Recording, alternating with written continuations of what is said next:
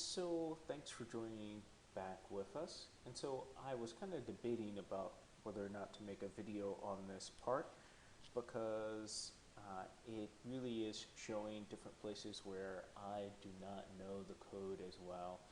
But I ended up thinking that, it's probably important to see that code doesn't always start off pretty.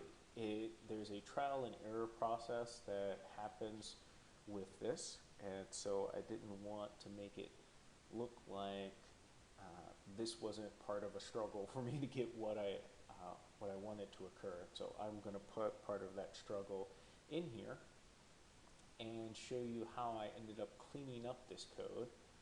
So this is where we left off with in the last video. And so now that I have something that's working, I can start looking at different ways that I might be able to clean it up a bit. And so I had the absolute value function down here, and I thought, you know what, I can move that up here and get it evaluated here. So there we go.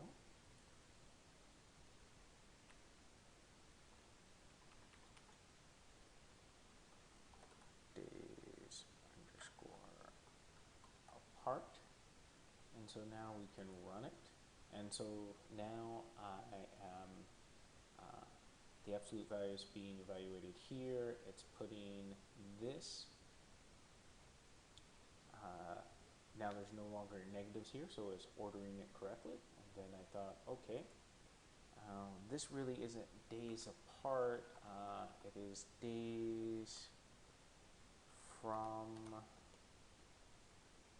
slash till.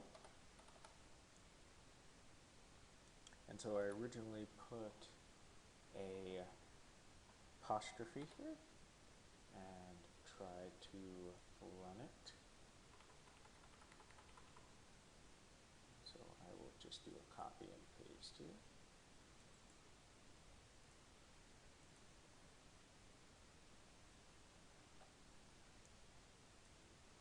And it said it didn't know what it was referring to, and so that's when I thought, okay, maybe it's really looking for double apostrophes, and maybe that will work. And so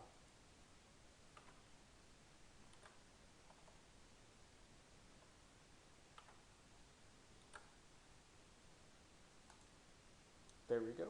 And so now I know that we are 12 days from Independence Day. We are 47 days from Memorial Day, and it is 47 days till Labor Day. So I might be able to add another column over here if I really wanted to distinguish the from and till. But so this code over here now looks a whole lot nicer. It's more condensed, and I just thought it was important to show that good code doesn't always start out looking like good code. Sometimes it looks really ugly, and once you finally get it working, you can go back and say, okay, can I switch things around and make it look a little nicer, make it look a little bit easier to read. And I wanted to show that part of the struggle in learning to do anything new. So I hope you got some value about how to learn how to do something that may be new to you, and how you can go back and clean up your code and make it a little bit easier on the eyes of other people that may be reviewing your code or looking it over. All right, I will see you in the next video.